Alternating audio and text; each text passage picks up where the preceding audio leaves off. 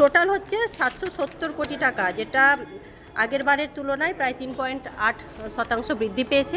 পরিষদে আজকে সাধারণ সভা ছিল, বাজেট অধিবেশন, রিপোর্টে বাজেট পাশ হয়েছে। বাজেটে খুশি আমরা নই, কারণ বাজেটে যথেষ্টই টাকা ইমপ্লিমেন্টেড আছে। পরিচালিত জেলা পরিষদের কার্যকলাপে তৃণমূলের মেম্বাররাই খুশি নয়। দোরগোড়ায় বিধানসভা ভোট, অপেক্ষা দিনক্ষণ ঘোষণার। তার আগে মুর্শিদাবাদ জেলা পরিষদে বাজেট পেশ হলো সাধারণ সভাও। সোমবার জেলা পরিষদের পঞ্চায়েত প্রশিক্ষণ কেন্দ্রে 2026-27 আর্থিক বছরের প্রস্তাবিত বাজেট পেশ করেন জেলা পরিষদ সভাধিপতি রুবিয়া সুলতানা। ছিলেন মুর্শিদাবাদের সাংসদ আবু তাহের খান, অতিরিক্ত জেলা শাসক জেলা পরিষদ শামসুর রহমান, মেন্টর মোহাম্মদ সোহরব, কো মেন্টর শাওনি সিংহ রায়, কর্মাধ্যক্ষ সদস্য, বিরোধী দলের সদস্যরা। শিক্ষা থেকে স্বাস্থ্য, নারী ও শিশু কল্যাণ থেকে কৃষি, জেলার উন্নয়নে এবার বরাদ্দ 770 কোটি। রাস্তাঘাটের পাশাপাশি আমরা গুরুত্ব দেওয়ার কথা বলেছি সার্বিকভাবে স্বাস্থ্যক্ষেত্রে। আর দ্বিতীয়ত হচ্ছে যে কৃষিতে আমাদের এবারের মেম্বারদের একটা ডিমান্ড যে সাবমার্সিবল যাতে কৃষকদের জন্য আরও বেশি পরিমাণে, বিগত বছরের থেকে আরও বেশি পরিমাণে দেওয়া হয়। তো এবার আমরা সেটাই টার্গেট রেখেছি। কোন খাতে কত বরাদ্দ?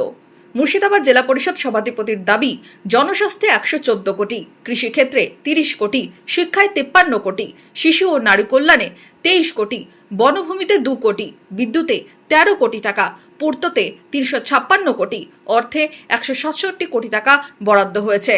উল্লেখ্য, 2025-এর মার্চে 2025-26 আর্থিক বছরের চূড়ান্ত বাজেট ছিল 747 কোটির। সেবার চূড়ান্ত বাজেটে অর্থ বরাদ্দ বেড়েছিল 20%, আর এবছর বৃদ্ধি হল 3.08%। দাবি জেলা পরিষদ সভাধিপতির। যদিও এদিন সাধারণ সভা ঘিরে বিতর্ক পিছু ছাড়ল না। জেলা পরিষদের টেন্ডার প্রক্রিয়া, একাধিক অভিযোগ নিয়ে সরব হলেন খোদ মুর্শিদাবাদের সাংসদ আবু তাহের খান। জেলা পরিষদের দরবারে কি প্রস্তাব রাখলেন তিনি? বিভিন্ন কাজ নিয়ে এজেন্সির অনেক অভিযোগ আসছে।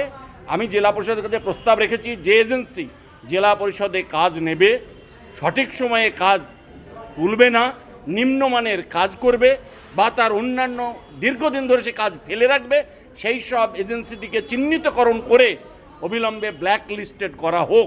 770 কোটির বাজেট নিয়ে কি বলছে বিরোধী কংগ্রেস সিপিএম? মুর্শিদাবাদ কৃষি নির্ভর জেলা, মাত্র 30 কোটি টাকা বরাদ্দ মুর্শিদাবাদ জেলায়। তো সেই জায়গাতে দাঁড়িয়ে আমরা চাইবো যে কৃষি নির্ভর জেলাতে কৃষিতে বরাদ্দ অর্থের সংখ্যা অন্তত বাড়ানোটা অত্যন্ত দরকার ছিল। ওদের যে জেলা পরিষদের মেম্বার, তারাও কমপ্লেন করেছে যে তারাও কাজ পায়নি, এবং মুর্শিদাবাদ জেলা পরিষদ যে ব্যর্থ সেটা প্রুভ হয়েছে। এবং তাদের শিক্ষা কর্মাধ্যক্ষ বারবার বলেছে যে মুর্শিদাবাদ জেলা পরিষদ ব্যর্থ হয়েছে, কাজ করতে ব্যর্থ হয়েছে, কাজের দেওয়ার পরে সেই কাজ মনিটরিং করতে ব্যর্থ হয়েছে, টেন্ডার প্রসেসে তারা ব্যর্থ হয়েছে।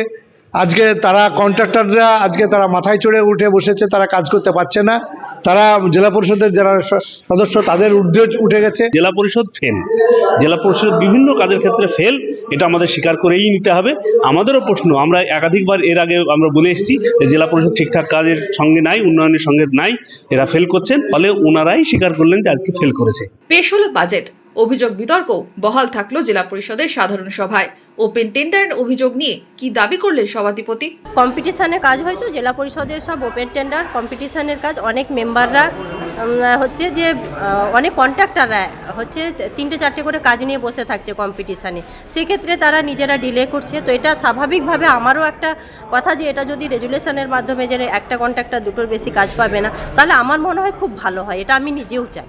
বাজেট পেশ সাধারণ সভা ঘিরে এদিন সকাল থেকেই জেলা পরিষদ চত্বরে ছিল টানটান উত্তেজনা।